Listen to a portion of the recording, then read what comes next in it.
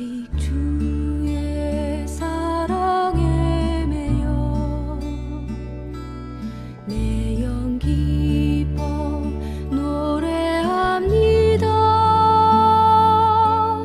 이 소망의 언덕 기쁨의 땅에서 주께 사랑 드립니다. 오직 주의 임재 안에 갇혀 5월 24일 주일 예배 하나님께 올려드립니다.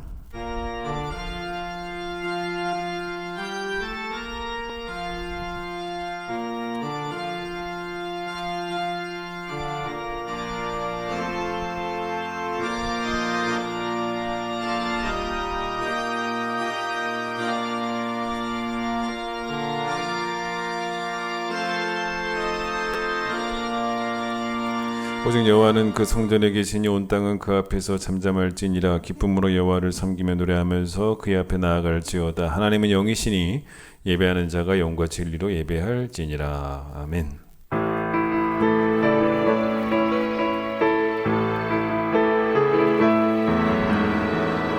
고개 들어 주를 맞이해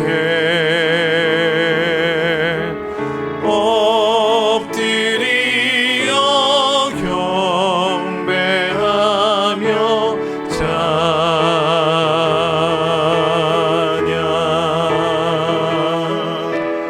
왕의 위엄을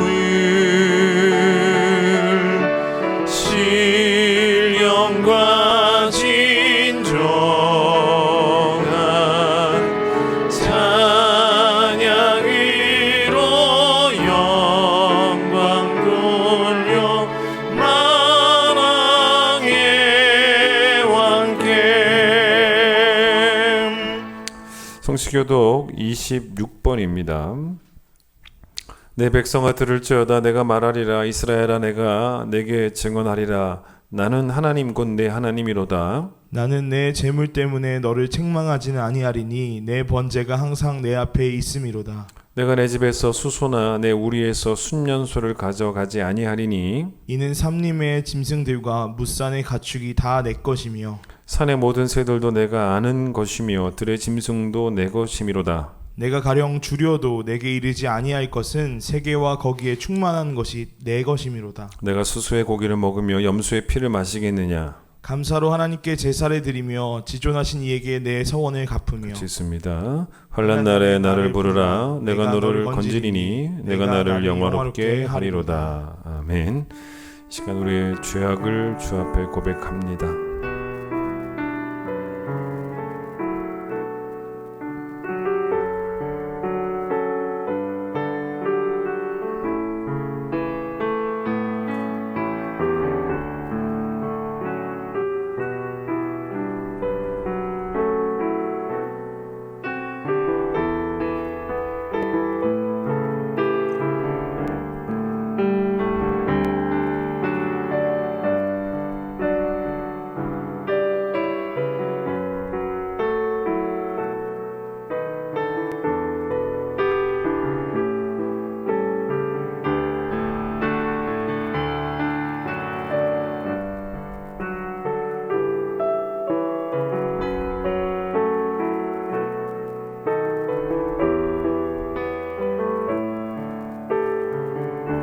하나님이여 주의 인자를 따라 내게 은혜를 베푸시며 주의 많은 긍휼을 따라 내 죄악을 지워주소서. 무술처럼 나를 정결하게 하소서. 내가 정하리이다. 나의 죄를 씻어주소서. 내가 눈보다 희리이다. 하나님이여 내 속에 정한 마음을 창조하시고 내 안에 정직한 영을 새롭게 하소서. 아멘. 신앙 고백합니다. 나는 전능하신 아버지 하나님 천지의 창조주를 믿습니다. 나는 그의 일하신 아들 우리 주 예수 그리스도를 믿습니다. 그는 성령으로 잉태되어 동정녀 마리아에게서 나시고 본디오 빌라도에게 고난을 받아 십자가에 못 박혀 죽으시고 장사된 지 사흘 만에 죽은 자 가운데서 다시 살아났으며 하늘에 오르시어 전능하신 아버지 하나님 우편에 앉아 계시다가 거기로부터 살아있는 자와 죽은 자를 심판하러 오십니다. 나는 성령을 믿으며 거룩한 공교회와 성도의 교제와 죄를 용서받는 것과 몸의 부활과 영생을 믿습니다. 아멘. 458장 함께 찬양합니다.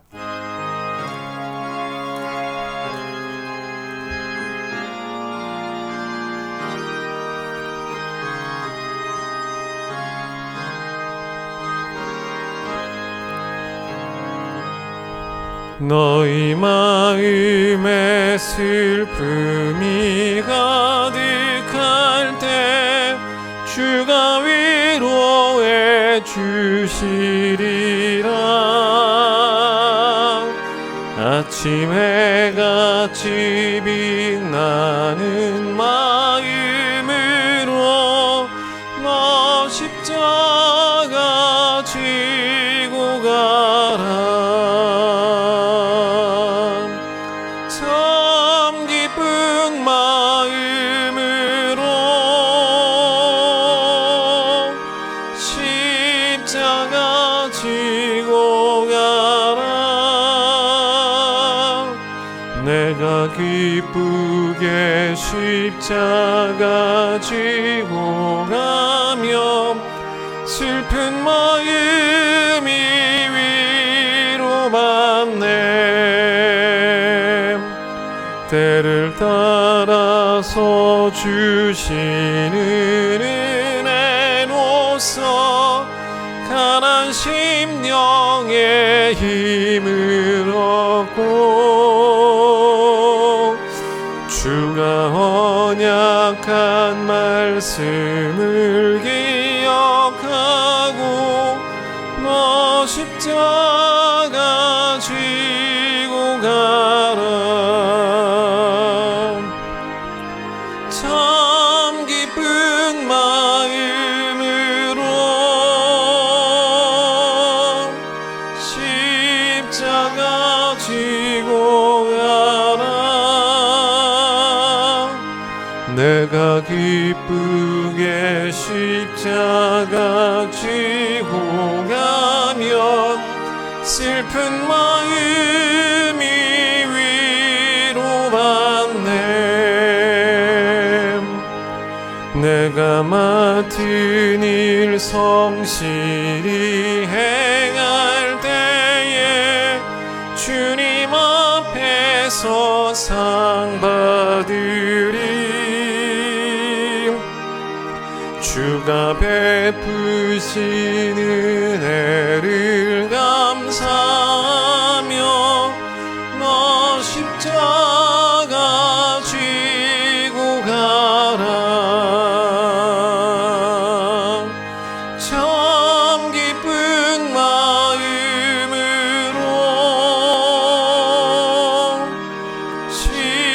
십자가 지고 가라.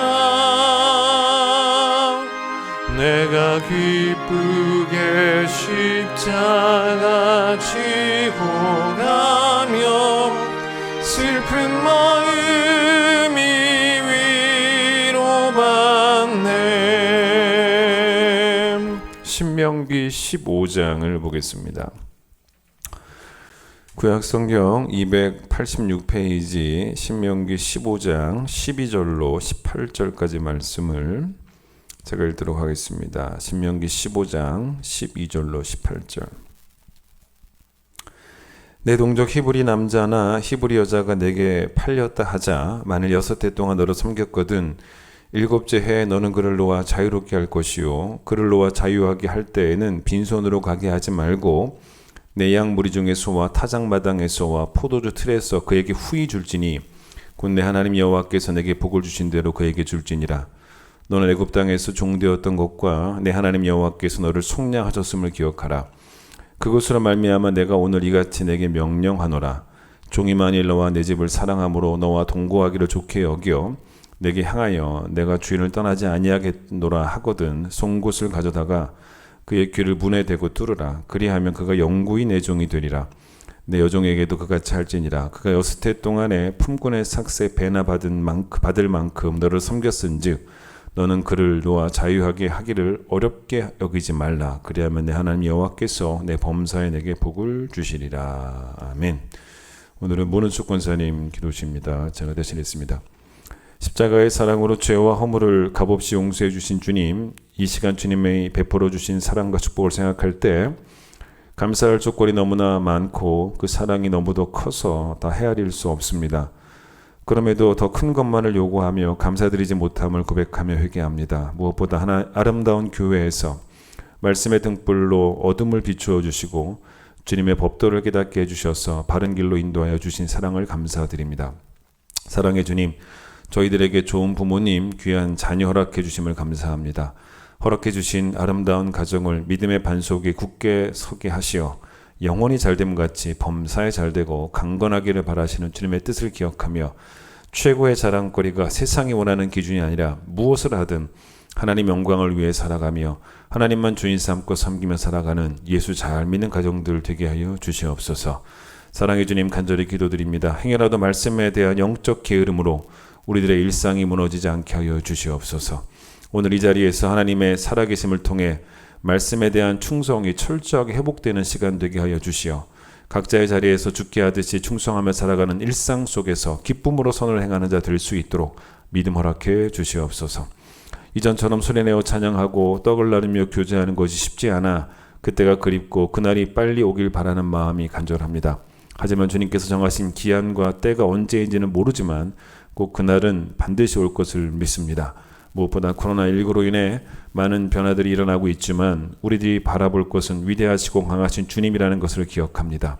한평생 주를 향해 살아가는 귀한 자녀로서 조급해하거나 성급해하지 않게 하시고 편리함에 익숙해져가는 우리들의 생각들을 말씀 위에 올려놓고 믿음으로 기다릴 줄 아는 성도들 되게 인도하여 주시옵소서. 사랑의 주님, 코로나19로 인해 우리나라를 비롯해 전 세계가 신음하고 있습니다. 사회, 경제, 문화, 교육 많은 부분에서 혼란 가운데 있어 불안함과 염려로 인해 우리들이 지켜나가야 할 일들을 잊어버리는 일이 없도록 긍휼을 베풀어 주시옵소서. 믿는 우리들이 나의 것만 챙기며 나만 잘 사는 것이 아니라 가르쳐 주신 계명대로 하나님 사랑하고 이웃을 사랑하는 자 되게 하시오. 우리들의 빛이 되어주시는 주님의 능력 믿으며 의에 줄이고 목마른 자들에게 힘이 되어주는 선한 청지기의 사명을 감당하는 넉넉한 믿음의 소유자들 되게 하여 주시옵소서. 사랑의 주님, 간절히 기도드립니다. 전 세계의 위정자들을 특별히 기억해 주시어 올바른 양심과 책임감을 가지고 서로 연합하여 고통을 함께 나누는 일에 지혜와 용기 주셔서 세계 질서가 아름답게 자리 잡히고 코로나19 백신 개발이 빨리 이루어져 수많은 확진자들의 치료가 원활해지고 수고하는 의료진들과 관계자들 모든 사람들이 일상생활을 두려움 없이 살아갈 수 있도록 주님께서 자비를 베풀어 주시옵소서. 저희들은 성도로서 방역 수칙을 철저히 지켜나가 세상 속에서 십자가의 능력과 은혜를 기억하며 십자가는 사랑이고 자랑이고 호흡임을 기억하며 교회가 이 땅 가운데 빛이 되는 일에 사랑의 증거자로 살아가는 성도 되게 하여 주시옵소서. 사랑의 주님, 교육부를 비롯해 예배드리는 이 시간을 기억해 주시옵소서. 모든 위험에서 특별한 은혜로 안전하게 보호해 주시고 교육자들과 교사들이 걸어가는 그 길이 늘 하나님이 동행하심을 기억하고 하나님의 크고 강함을 힘입어 맡은 일 사랑으로 용기 있게 감당하는 충성된 일꾼들 되게 하여 주시옵소서. 주의 말씀은 내 발의 등이고 빛이 되심을 기억하며 이 시간 말씀을 듣습니다.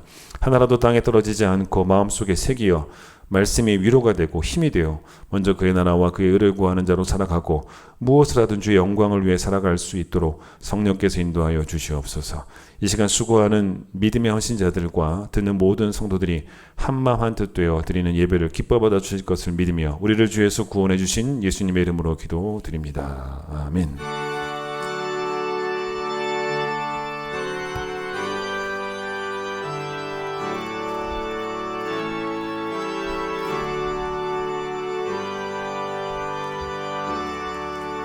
봉헌하겠습니다.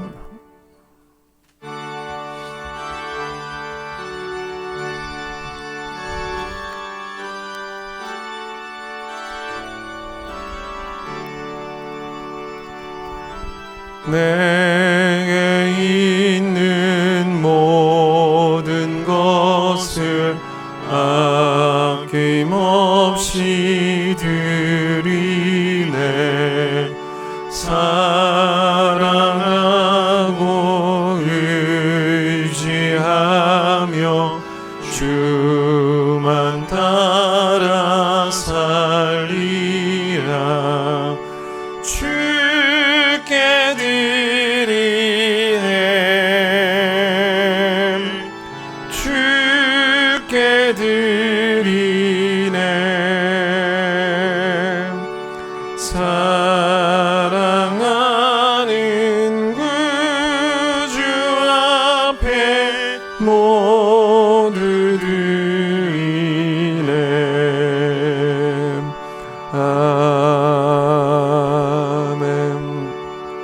거룩한 주일 감사합니다. 가정에서 온라인 드리는 예배 하나님께서 받아주시고 또 각각의 가정에도 성령께서 친히 우리를 가르치시는 정말 역사가 있는 귀한 예배가 될 수 있도록 주님 도와주셔서 우리 심령 가운데 주의 말씀이 강력하게 심겨지는 귀한 예배가 될 수 있도록 축복해 주시고 또 하나님이 우리를 통해 영광 받으시는 예배가 되어질 수 있도록 아름답고 거룩한 것으로만 하나님께 전심을 다해 예배하는 모든 성도들 되어질 수 있도록 각자의 마음을 주께서 주장하여 주시기를 간절히 소망합니다. 하나님, 우리의 일상이 하나님의 뜻 가운데 매일매일 살아가는 일상이 되어야 될 줄을 믿습니다. 우리가 각 복수의 소명으로 부르심 받았습니다. 교회에서는 여러 가지 직분자로, 가정에서는 부모됨으로, 또 직장에서는 직원됨으로, 또는 사장됨으로 그렇게 우리가 부르심을 받았습니다. 어디에 있든지 간에 우리의 삶의 모든 현장에서 주의 뜻이 이루어질 수 있도록 주께 하듯 우리에게 맡겨주신 그 부르심대로 충성을 다하여 최선을 다하여 살아가는 귀한 성도들 될 수 있도록 주님 도와주시기를 소망합니다. 오늘 주님께 귀한 예물 드렸습니다. 우리 가운데 어떤 누구도 돈을 사랑하는 자 없게 하여 주시고 하나님만 사랑하게 하여 주시고 돈은 하나님 사랑을 위하여 바르게 쓸 수 있는 믿음이 우리 모두의 믿음 되기를 소망하며 예수님 이름으로 기도드립니다. 아멘. 교회 소식을 전하겠습니다. 오늘부터 교육부 예배가 다시 시작이 되어집니다. 물론 온라인 예배도 함께 진행이 되어집니다. 그래서 양쪽으로 다 예배가 진행이 되니 우리 아이들 온라인 예배든 성전 예배든 잘 참석할 수 있도록 잘 지도해 주시기를 바랍니다. 내일부터 3개월 만에 다시 새벽 예배가 이제 시작이 되어집니다. 새벽 예배도 방역 수칙을 지키면서 예배를 드리는 것이기 때문에 꼭 마스크를 하고 오셔야 됩니다. 또 기도하실 때도 개인 기도하실 때도 마스크를 쓰고 기도하셔야 됩니다. 기억하시고 또 새벽 예배 함께 참여해 주시기를 바랍니다. 찬양하겠습니다.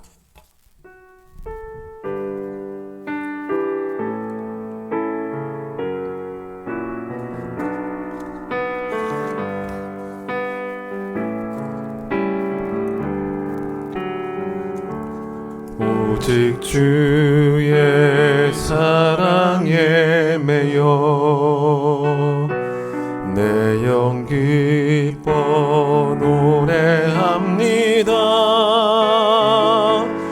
이 소망의 언덕 기쁨의 땅에서 주께 사랑 드립니다. 오직 주의 임재 안에 갇혀 내 영 기뻐 찬양합니다.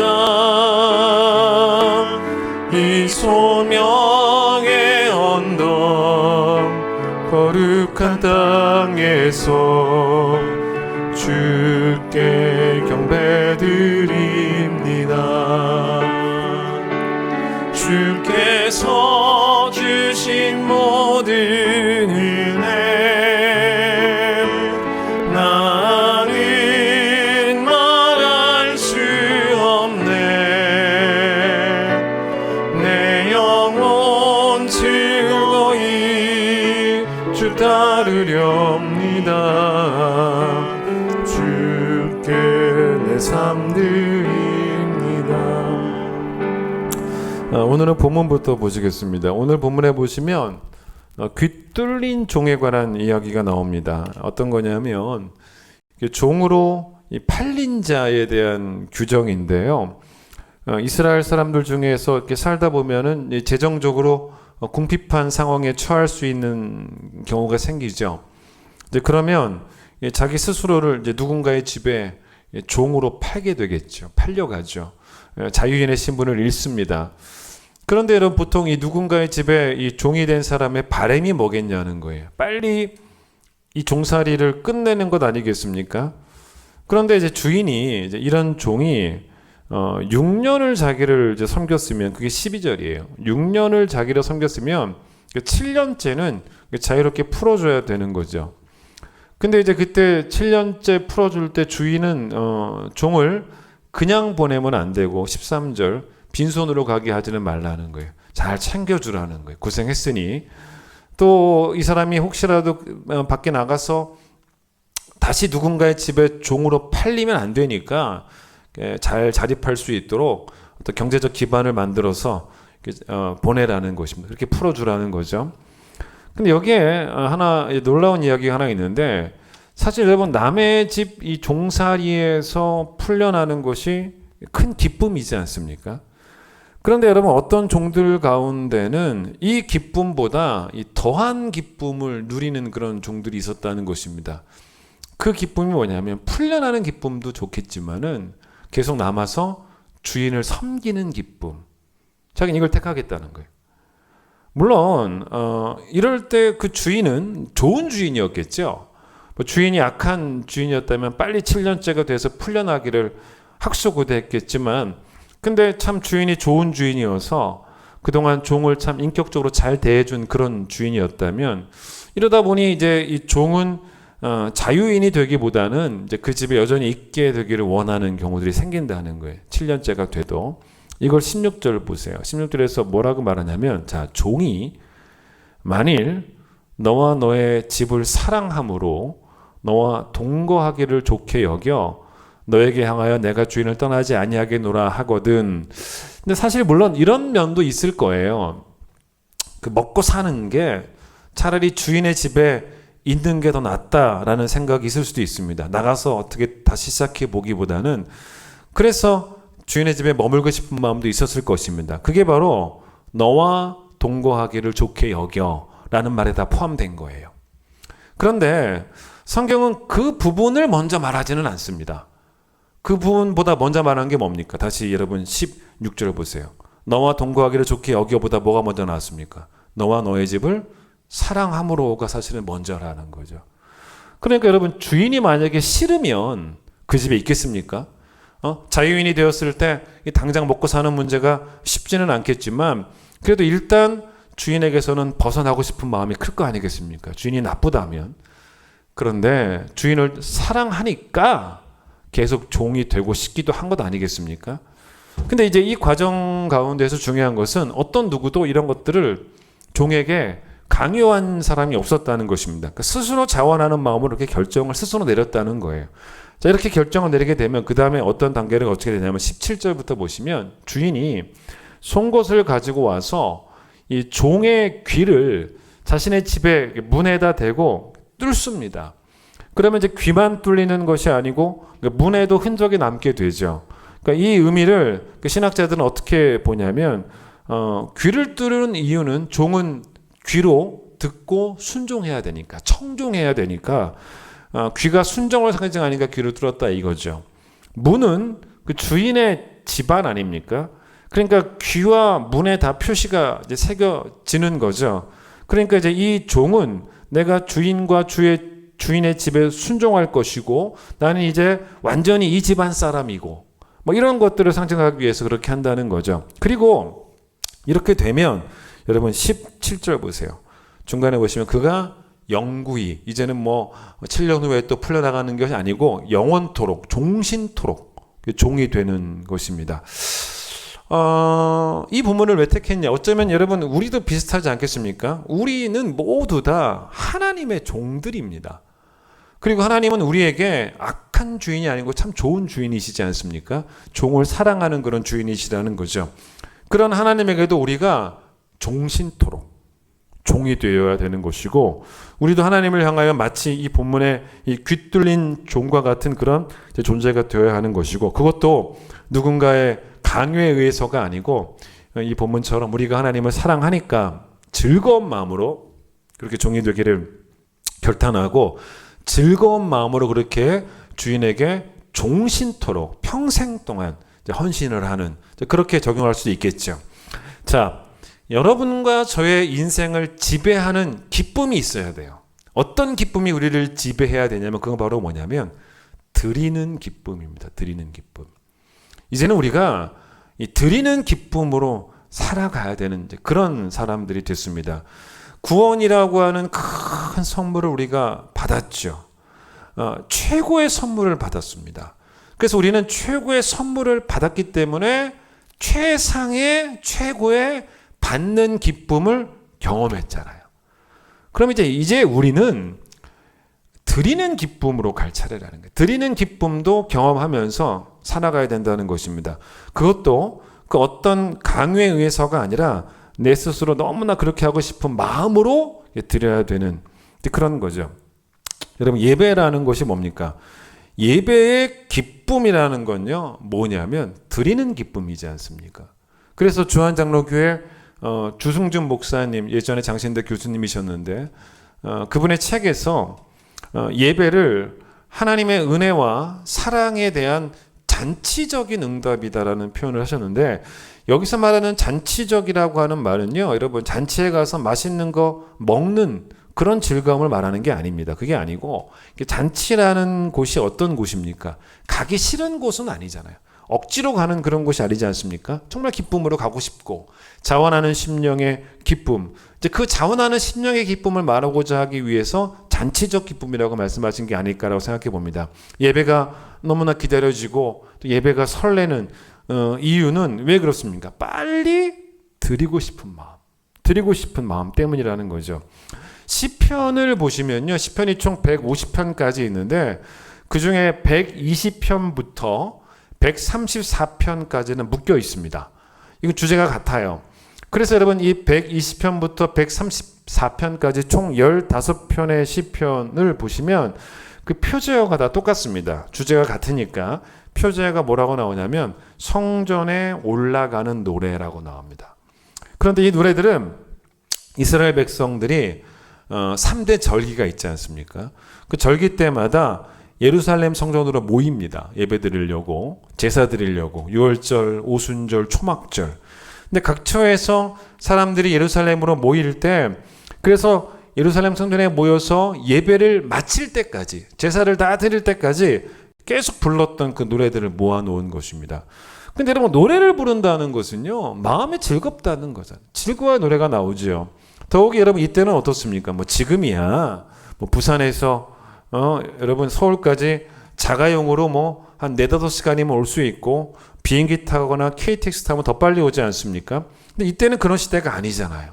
정말 예배를 드리려면 산 넘고 물 건너서 아주 길고 먼 험한 여행을 해서 와야 된다는 것입니다. 그런데 예배를 드리러 간다는 딱 그 목적 하나예요. 그게 제일 중요한 목적이에요. 그게 다입니다. 그 목적 하나로 그 길고도 험한 여행길을 다 감내하는 거예요. 노래 부르면서. 그 예배를 드리는 것이, 예배를 하나님께 예루살렘 성전 가서 드린다는 것이 너무 중요한 일이고 너무 가치 있는 일이기 때문에 인간적인 고생은 전혀 개의치 않는 거예요. 전혀 개의치 않고. 그래서 예루살렘에 올라가는 그 길에 몇 날 며칠을 통해 가겠지만 너무너무 설레니까, 드리려고 하니까 그 입에 노래가 끊이지 않았던, 그걸 모아놓은 게 시편 120편부터 134편까지란 말이에요. 만약 우리 교회에 뭐 그런 분은 없지만 주일마다 부산에서 올라와서 예배 드리는 분이 있다고 가정을 한번 해보겠습니다. 그럴 때 여러분, 우리가 그런 분을 바라보면서 어떤 마음이 들어요? 아니 뭐 부산에는 하나님 안 계시나? 이런 마음 들 수 있지 않습니까? 거긴 뭐 교회가 없나? 뭐 거긴 교회가 없나? 굳이 여기까지 와서 예배를 드릴 필요 있을까? 여러분, 그런 마음 들 수도 있습니다. 그런데 이 사람이, 물론 우리에게 그런 분은 없지만 정말 하나님을 사랑하고 게다가 정말 큰 기쁜 교회를 너무 사랑하면, 그럴 수 있잖아요. 나는 큰 기쁜 교회가 너무 좋다, 너무 사랑한다. 그래서 큰 기쁜 교회를 너무 사랑하고 하나님도 너무 사랑해서 여기까지 주일마다 부산에서 올라와서 예배를 드리는 사람이 있다면, 부산에서 올라오는 그 장거리 여행이, 그런 분이 만약에 우리 교회에 계신다면 그 장거리 여행이 성전에 올라가는 노래로 가득했던 아주 유쾌한 여행길이 아니었겠습니까? 분명 그랬을 거라는 거예요.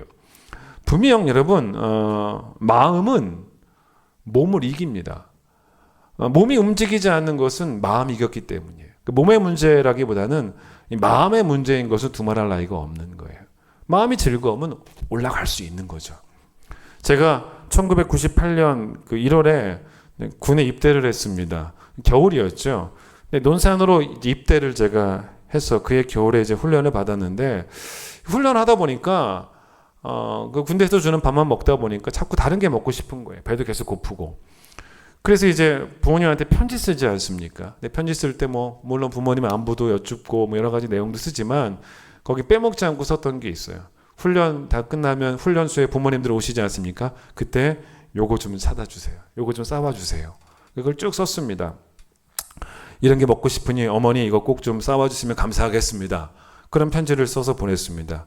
근데 그때 저희 부모님이 인천에 사셨는데 아들을 위해서 음식을 준비를 하셔가지고 논산으로 향하던 저희 부모님이 과연 그 인천과 논산 사이가 멀게 느껴졌겠냐는 거예요.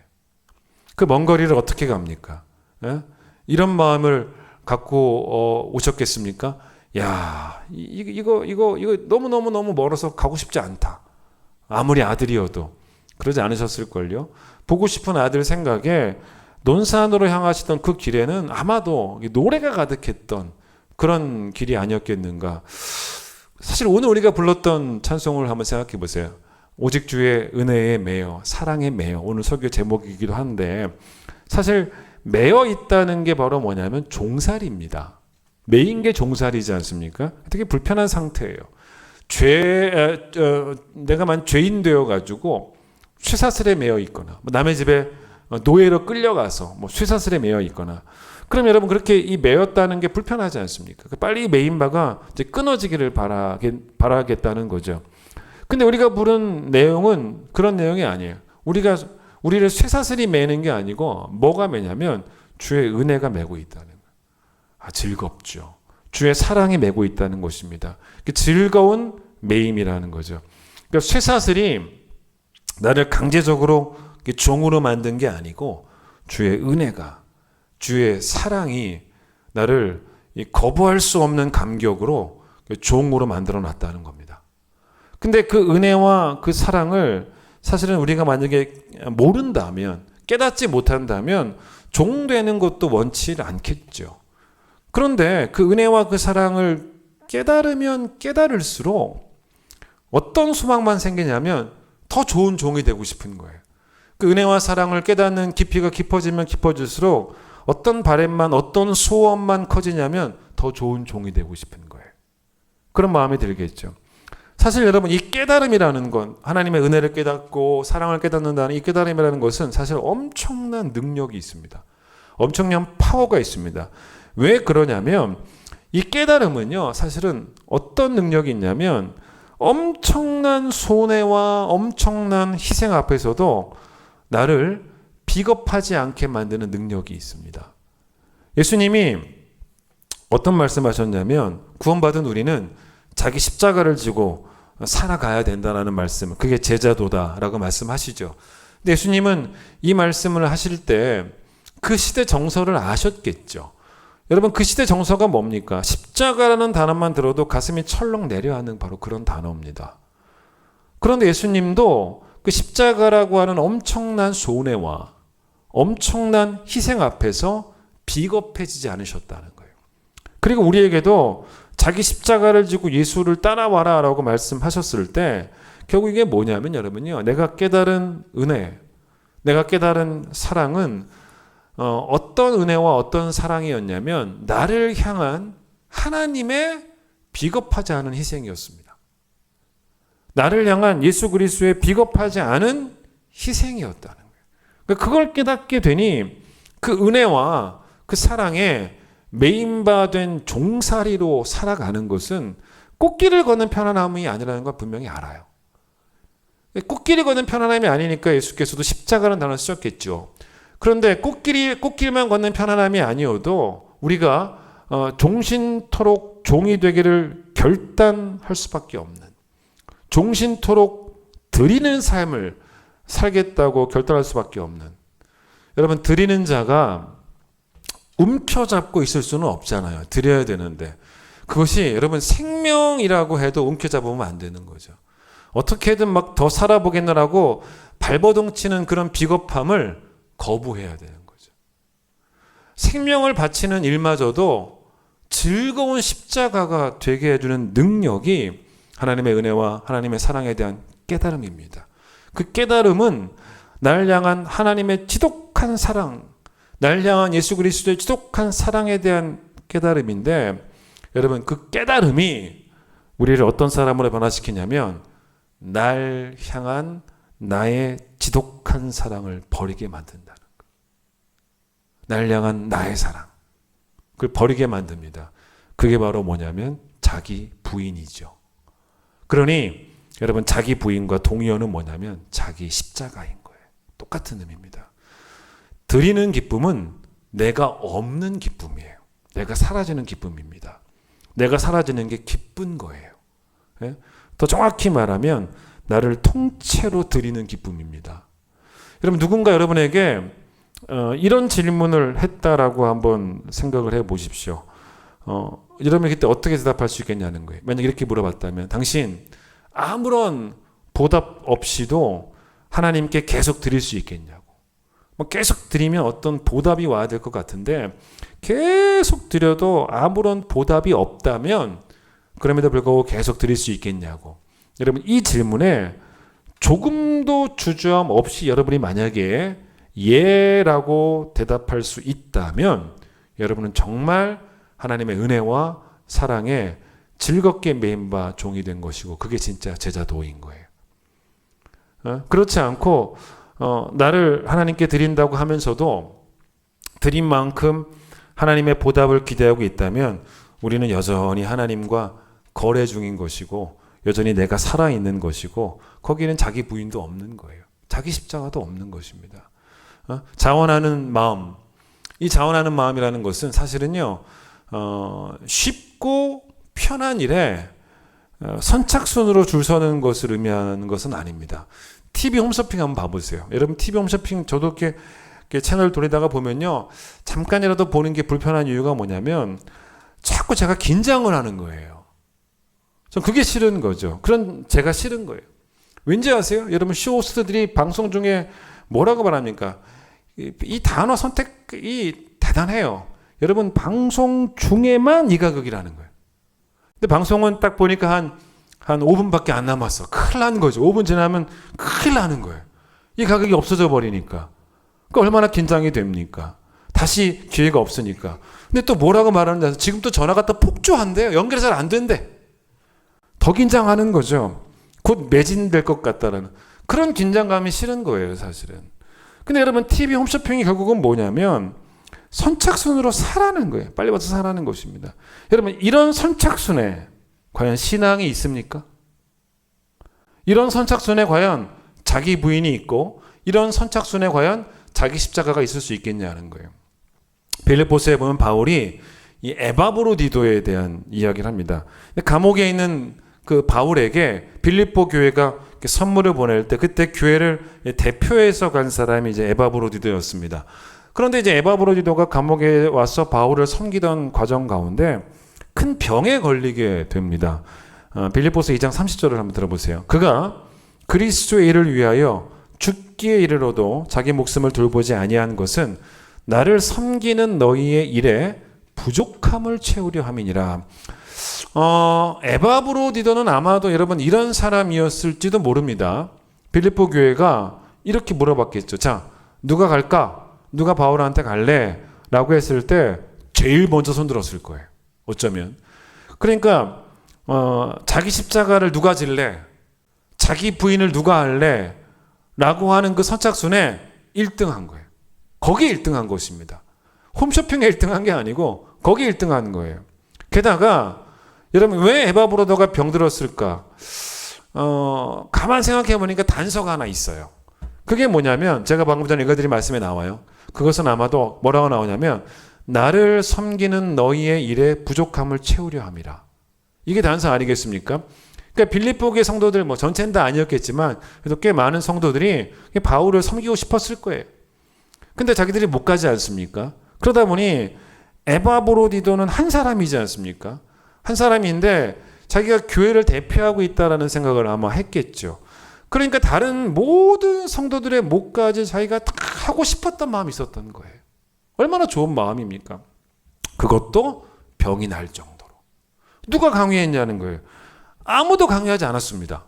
자신이 하나님의 은혜의 메인바가 되니까 자기가 하나님의 사랑의 메인바가 되니까 그렇게 되더라는 거예요. 그렇게 할 수밖에 없었다는 것입니다. 여러분, 이걸 우리가 뭐라고 흔히 말하냐면 사실은 사명감이라고 말합니다. 우리는 사명감이 투철했던 에바브로디도라고 말할 수 있습니다. 그런데 이 사명감이라는 것이 사실은 여러분에게, 저와 여러분에게 의무감 정도의 단어로 와닿는다면, 그 정도의 느낌이라면 사실은 오산입니다. 왜냐? 자, 자녀에 대한 여러분의 태도를 한번 생각해 보세요. 뭐가 우선이냐는 거예요. 자녀에 대한 사랑이 우선입니까? 아니면 사명감이 우선입니까? 자식에 대한 사명감과 자식에 대한 여러분 사랑을 한번 생각해 보세요. 뭐가 우선인지. 그 자식에 대한 사명감을 의무감이라고 할 때 여러분 정확한 순서가 뭐냐면 자식에 대한 사랑이 사명을 낳아요. 사명감을 낳습니다. 자식에 대한 사랑이 사명감을 만들어냅니다. 정말 우리의 부모님들은 즐거운 마음으로 그걸 하셨다는 거예요. 누구의 강요도 받지 않으셨다는 것입니다. 마찬가지입니다. 여러분, 하나님에 대한 사랑이 사명감을 낳는다면 그 사명감은 당연히 의무감 이상의 의미예요. 의무감 이상입니다. 근데 여러분, 이게 반대로 될까요?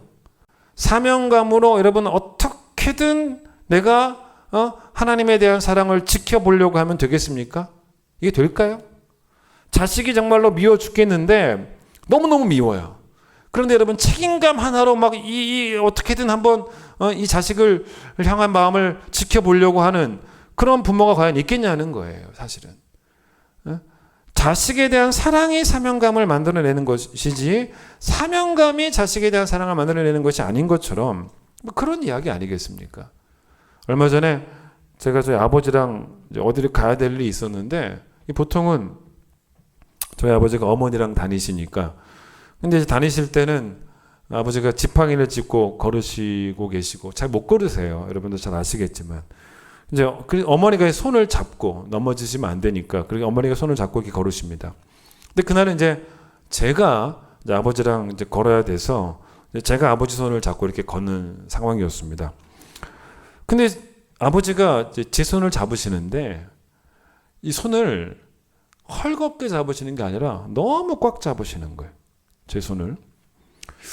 그가 제가 어떤 걸 느꼈냐면, 와, 이건 완전히 상황이 역전이 됐구나 라는 생각이 드는 거죠. 제가 어릴 때는 제가 아버지 손을 아주 꽉 잡았습니다. 그리고 아버지가 제 보폭에 맞추셨죠. 제 손을 잡고 아버지가 저를 막 끌고 가신 게 아니고 제가 걷는 속도에 맞추셨다는 거예요. 근데 지금은 아니죠. 아버지가요, 정말 늦게 걸으세요. 걷는 속도를 보면 제가 보기에는 적어도 건강한 성인 남성보다 뭐 5배, 6배 그 이상 더 늦게 걸으시는 거예요. 건강한 성인이 한 6발걸음 걸을 때 저희 아버지는 1발걸음 정도, 뭐 그 정도입니다. 저도 건강한 성인이니까. 근데 제가 그 보폭에 맞추는 것이 진짜 힘들 정도로 너무 늦게 걸으시는 거죠. 그런데 그 옛날 아버지의 저를 향한 사랑이 저를 향한 사명감이 되셨던 것처럼 이제는 제가 아버지를 돌봐야 한다는 그 사명감으로 제가 아버지를 향한 저의 사랑을 표현할 차례가 된 거죠. 근데 그 이야기입니다. 고린도전서 16장은 고린도전서 마지막 장입니다. 근데 22절에 바울이 이런 말을 해요. 들어보세요. 만일 누구든지 주를 사랑하지 아니하면 저주를 받을지어다. 근데 왜 바울이 이런 말을 했겠냐는 것입니다. 자, 바울이 만일 누구든지 주를 사랑하지 아니하면이라고 말할 때 그 사람들이 누구냐는 거예요. 어떤 특정한 대상을 향해서 한 말이겠냐는 거예요. 정확하지는 않습니다. 그런데 그 교인들 가운데도 있을 수 있긴 하겠지만은 바울은 분명 고린도 교회 안에 있었던 거짓 교사들도 염두에 둔 것이 분명한 사실이라고 생각이 듭니다. 왜냐하면 성도들의 입장에서는 그 가짜 교사들이 가짜인지 진짜인지 잘 모르고 자꾸 속아 넘어가요. 왜냐하면 겉은 교사처럼 보였다는 거예요.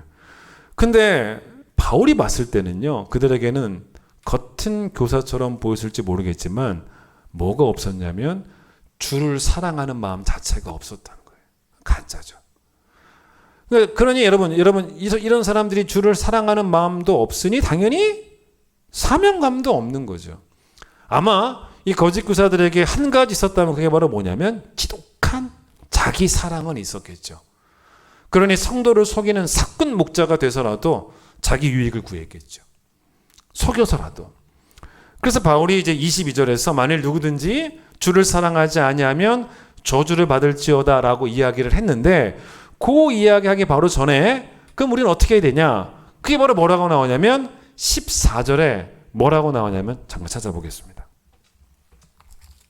고린도전서 16장을 보세요. 이것과 반대되는 이야기를 하는 거예요.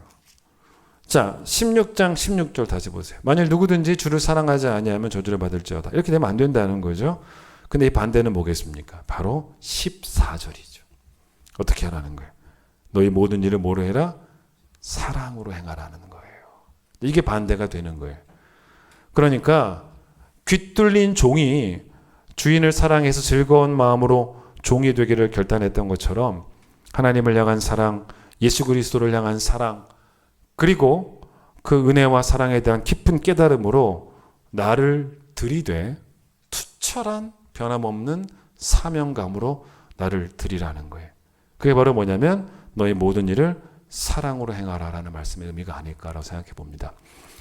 큰 기쁨 교회에서 목회를 하면서 이런 일이 있었습니다. 어느 날 대학에 입학한 우리 교회 학생이, 고3 졸업하고 대학교에 들어간 우리 교회 학생이 저에게 문자가 온 거예요. 목사님, 혹시 오늘 찾아뵐 수 있을까요? 여러분, 이런 문자는 어른이 보내도 무섭고요, 애들이 보내도 무섭습니다. 걱정이 좀 되긴 돼요. 근데 이 아이가 왜 날 보자고 할까? 무슨 일이지? 라는 생각이 들어서 이 아이가 무슨 큰 문제가 생겼나 이런 마음도 들더라고요. 평소에 이렇게 찾아오고 그러지 않았으니까. 이제 그리고서 저를 이제 그날 이제 오후 늦게 찾아왔습니다. 근데 왜 찾아왔냐면 이 친구가 와서 저한테 두꺼운 봉투를 하나 빼놓는 거예요. 그 뭐라고 말하면, 목사님, 제가 이번에 대학에 입학을 하게 되면서 장학금을 받게 되었다. 근데 이 장학금을 방글라데시 선교에 쓰고 싶다는 거예요. 여러분, 그 돈이 정확히 얼마였는지 아세요? 326만 1,000원이었습니다. 그걸 갖고 온 거예요. 그러니까 받은 그대로 갖고 온 겁니다. 한 푼도 안 빼놓고. 여러분, 이 돈은요, 제 생각에는 이 아이의 평생에 지금까지 살아오면서 말입니다. 소위 말해서 자기가 번 돈 가운데 가장 큰 돈 아니겠습니까? 326만 원 말이에요. 물론 어른들이야 뭐 이런 돈 뭐 자주 만져보기는 하겠지만은 이 아이는 평생 자기가 번 첫 번째 큰 돈이었을 거란 말입니다. 그러면 여러분, 애들 마음이 어떻겠어요? 얼마나 많은 욕심이 생기겠습니까? 물론 뭐 또 이 돈을 부모한테 주는 효자도 있긴 하겠지만은 부모님한테 뭐라고 말할 수 있어요? 엄마, 아빠, 이 돈 내가 번 돈이니까 내가 쓰게 해달라고. 326만 원 내가 번 돈 아니냐고. 그럼 여러분, 이 326만 원이라고 하는 돈은요, 이 아이에게는요, 어른도 큰 돈인데 사실은 이 아이에겐 더더욱 그렇죠. 가지고 싶은 거 많이 가질 수 있고요, 가고 싶은 곳도 갈 수 있고요, 먹고 싶은 것도 먹을 수 있는, 거기에 쓸 수 있는 그런 자기 돈이라는 거예요. 근데 이 아이가 이 돈을요, 하나님께 드리겠다고 저한테 갖고 온 거예요. 제가 너무 감격을 했어요. 그리고 저는 제가 이제 방글라데시 선교사님한테 연락을 하고 나서 이 돈을 보내드리겠다고 하니까 선교사님이 이걸 어떻게 생각하고 계셨냐면, 이 돈을 가지고 그러면 방글라데시에서 돈이 없어서 공부하는 일에 어려움 겪고 있는 아이들에게 장학금으로 주면 그리스도의 사랑을 전할 수 있는 거 아니겠냐고. 여러분, 한국에서는 그 아이 한 명 대학생의 장학금이었어요. 한 명의 장학금이었습니다. 근데 방글라데시에서는요, 수십 명의 장학금이 되는 기적이 일어나는 거예요. 너무 감격스럽더라고요. 그게 의미 아니겠습니까? 여러분, 이런 게 뭐냐면 이게 바로 오병이어의 기적입니다. 우리는 내 인생에 오병이어의 기적이 찾아오기만을 기다립니다. 그렇게 대박나는 인생 말이지 않습니까? 근데 하나님이 원하시는 것은 뭐냐면 즐거운 마음으로 내 존재를 통째로 드리는 그 헌신을 통해서 나를 통해 하나님의 오병이어의 기적이 나타나게 되기를 원하시고 계신다는 거예요. 그 아이가 여러분 그렇게 할 수 있었던 이유를 제가 생각을 해봤어요. 하나님의 은혜와 사랑을 알기 때문이에요. 나이가 어리다고, 여러분, 나이가 어리다고 이제 막 대학교 올라간다고 그렇다고 이 아이가 작은 게 아닙니다. 오히려 여러분, 진짜 작은 사람은 어떤 사람이냐면 어른이 되어도 하나님의 은혜를 깨닫지 못하고 사는 사람이 오히려 작은 사람이에요. 이 아이가 그 돈을 하나님께 드렸지 않습니까? 그 드리면서 하나님께 무슨 보상을 기대했을까요? 내가 326만 원 드리니 하나님 더 좋은 것으로 갚아주세요. 그러면서 가지고 왔겠습니까? 절대로 아니었단 말이에요. 그 아이는 드리는 기쁨을 누리는 것으로 너무너무 행복해하고 있었다는 것입니다. 어른인 우리가 회개해야 되지 않을까요? 하나님께 11조도 아까워가지고 벌벌 떨고 있고 안 드리고 이웃을 위해서 재물을 사용하는 것도 너무너무 아깝고 내 존재도 내 재물도 다 아까워서 꽉 움켜잡고 있고 주일에 한번 나와서 예배 드리는 것마저도 내게는 정말 너무너무 지루한 일이고 참 견뎌내기 힘든 일이 돼버리고 여러분 그렇게 살면 되겠습니까 우리가? 우리의 생을 그렇게 살기에는 우리가 하나님께 받은 은혜와 사랑은 너무 큰 거예요. 홈쇼핑에 선착순 되려고 지금도 거기만 붙어 있고 여러분 그게 아닙니다. 그게 아니고 희생하고 손해보는 일에 에바브로디도처럼 1등으로 자원해야 되지 않겠냐는 거예요.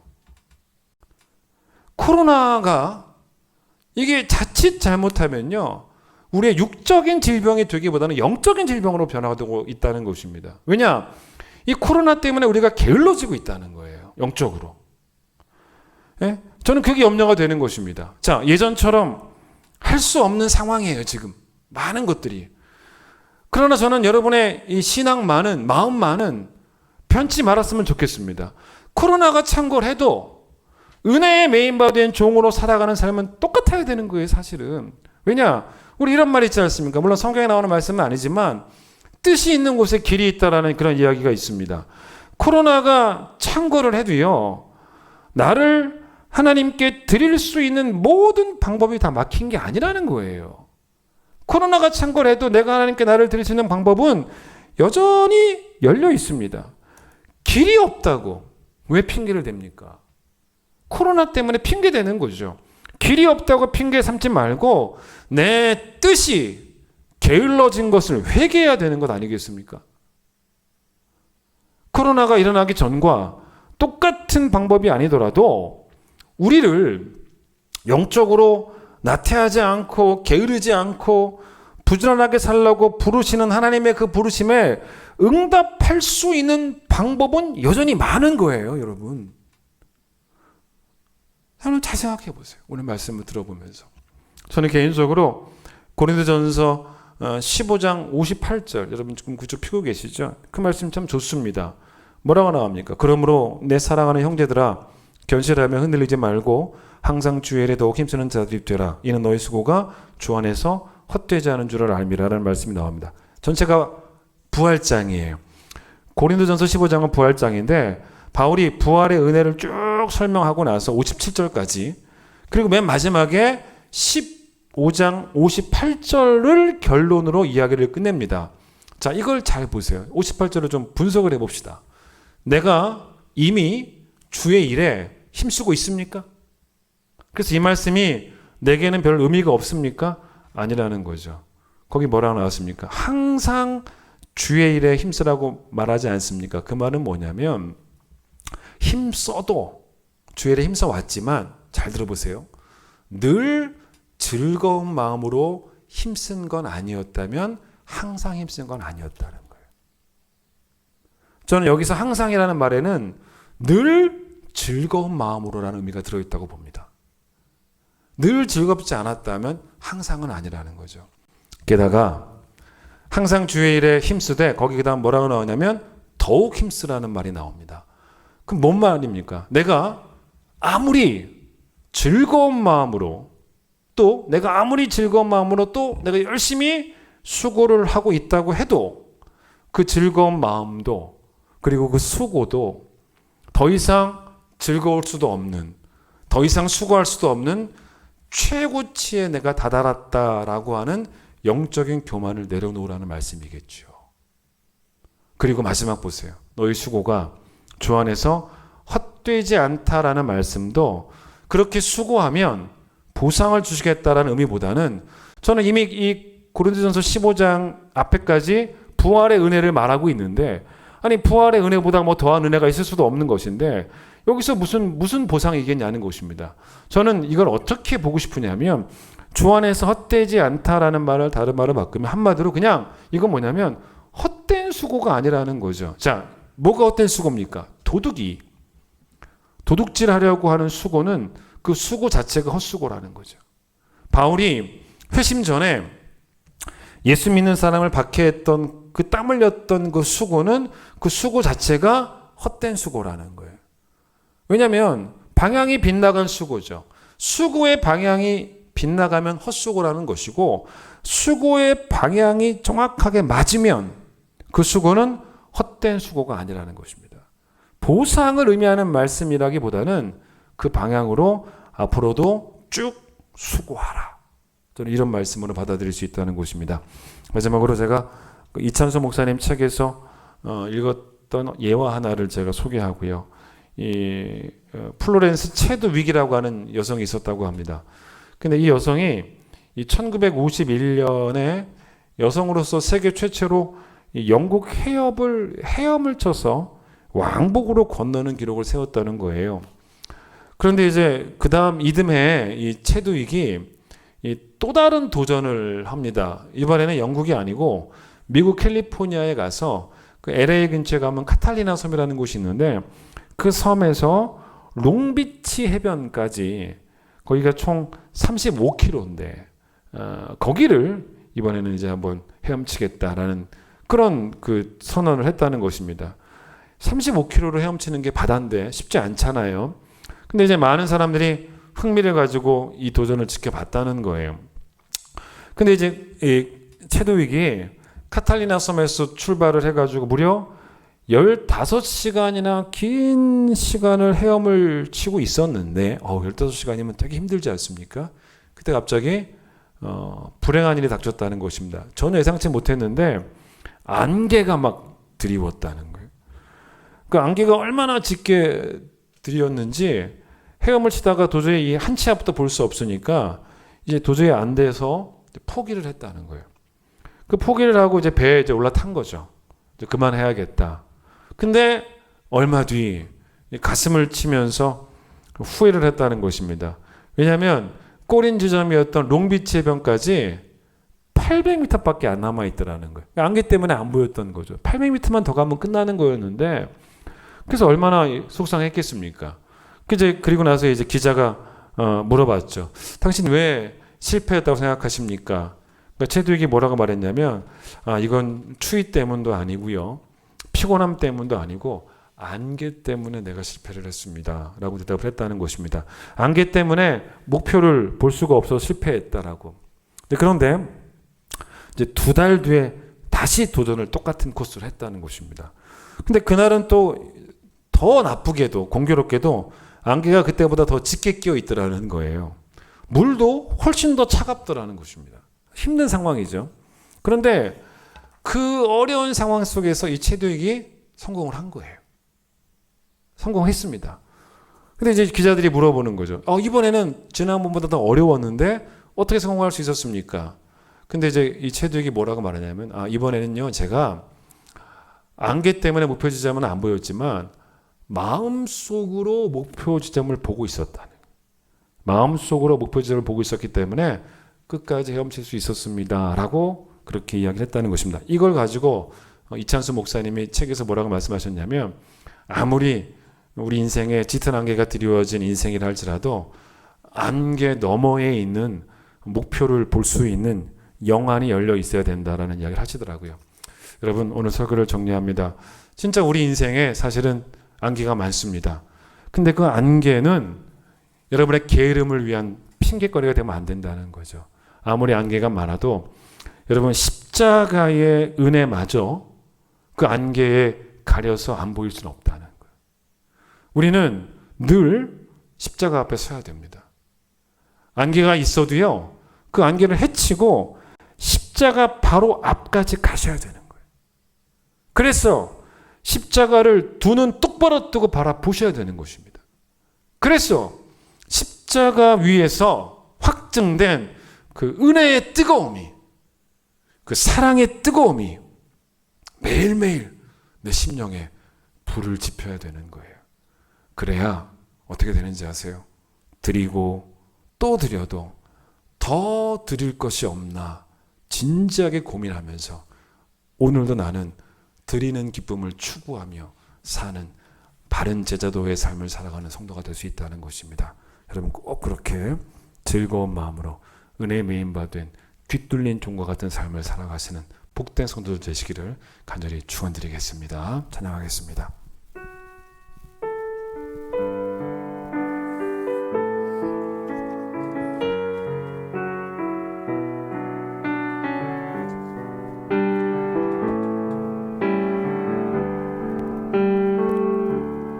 오직 주의 사랑에 매여 내 영 기뻐 노래합니다. 이 소망의 언덕 기쁨의 땅에서 주께 사랑드립니다. 오직 주의 임재 안에, 오직 주의 임재 안에 갇혀 내 영 기뻐 찬양합니다. 이 소명의 언덕 거룩한 땅에서 주께 경배드립니다. 주께서 주신 모든 은혜, 주께서 주신 모든 은혜 나는 말할 수 없네. 내 영혼 즐거이 주 따르렵니다. 주께 내 삶 드림. 오직 주의 은혜에 매여, 오직 주의 은혜에 매여 내 영 기뻐 노래합니다. 이 소망의 언덕 기쁨의 땅에서 주께 사랑드립니다.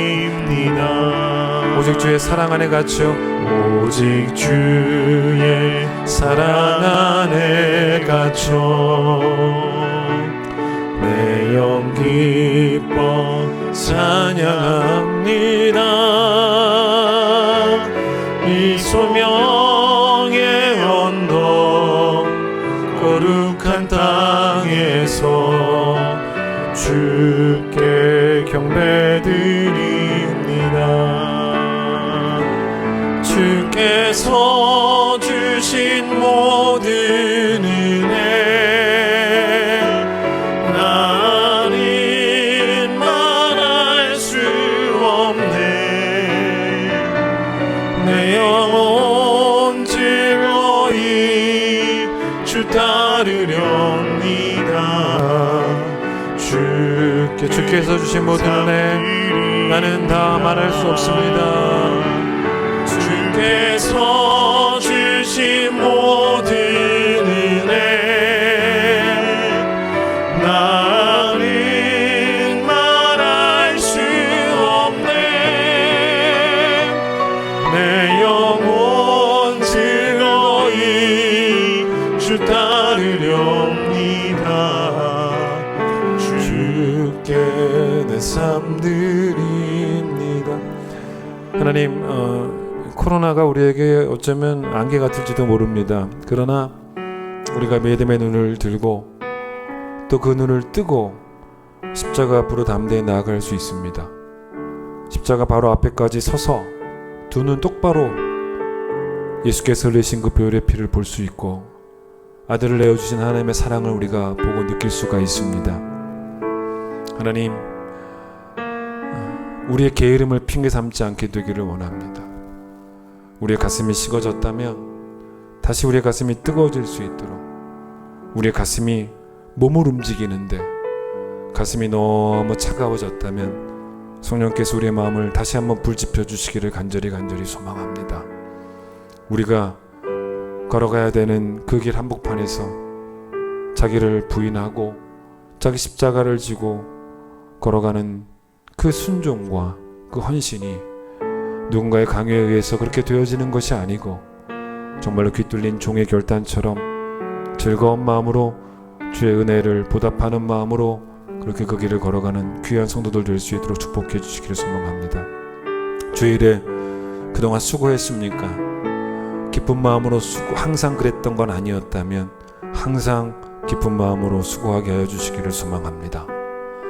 하나님, 항상 주일에 더욱 힘쓰는 자들이 되어야 되는 것은, 더욱 힘써야 되는 것은 어쩌면 우리가 하나님의 은혜는 작게 보고 우리의 수고는 크게 봤기 때문에 이 정도면 충분하다라는 생각에 사로잡혀 있는 교만이 있었을지도 모릅니다.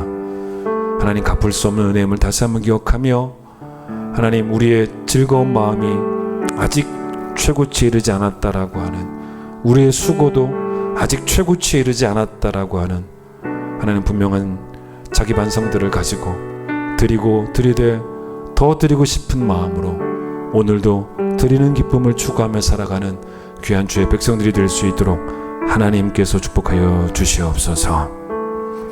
이전에 예수님 놀라우신 은혜와 하나님의 크신 사랑과 성령의 역사하심과 교통하심이 우리 귀한 성도들 위해, 이 나라 이 민족 위에 함께하여 주시길 간절히 축원하옵나이다. 아멘.